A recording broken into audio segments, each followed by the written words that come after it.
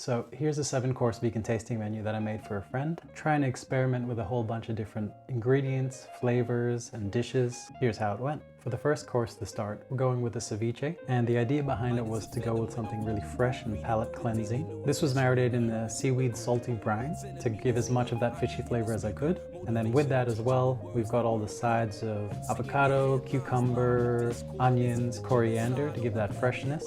And on service, I poured the lemony sauce on top. And because it's a small serving, by the time you finish it, you really want to keep eating. So it really brings you on to the next course. For the next course, we've got a cauliflower and leek dish. The base of this dish is to pair the cauliflower and the leek. So I was trying to make both of them the star of the dish and complement each other.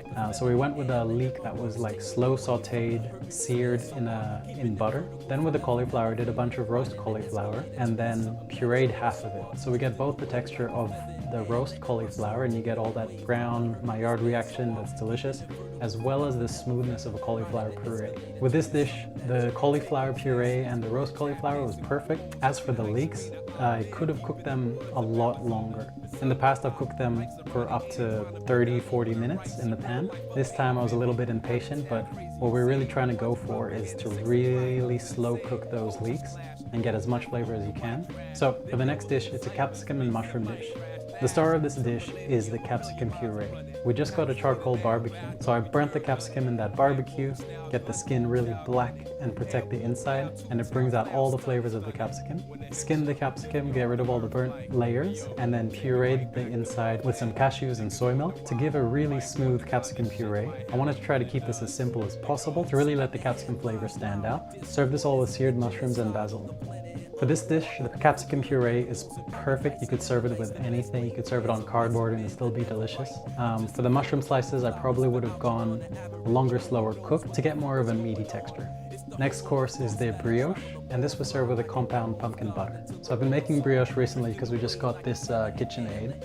I've been trying to make it as fluffy and layered as possible. So far this one's still a little bit dense, but the flavor and texture is pretty good. I think I just want to make it a little bit fluffier in the future. This paired really well with the pumpkin butter. It was just roasted pumpkins, which I mixed in with some vegan butter. Topping it off with a bit of flaky salt, and there's just nothing better. So going on to the heavier dishes, we've got a tofu and asparagus hollandaise. The inspiration for this dish is a classic eggs benedict, but with salmon, which we often get here in Australia. I wanted to copy the salmon flavor through the tofu. So what I did was marinate the tofu in a smoky sauce to try to bring out that smoky flavor. That goes well with the hollandaise. This was paired with the asparagus because hollandaise and asparagus is a really nice combination.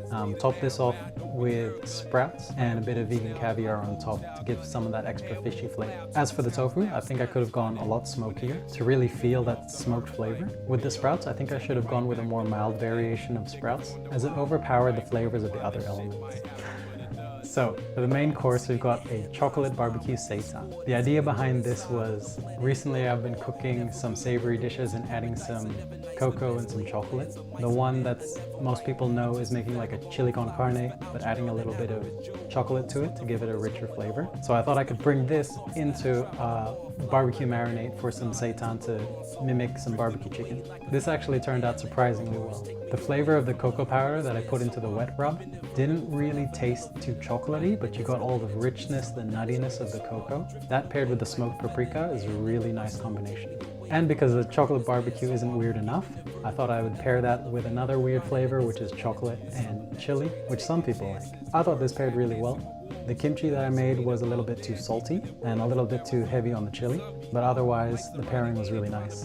In the future, I would probably not serve this with potatoes. I'd probably go for something more like rice as it suits the flavors better.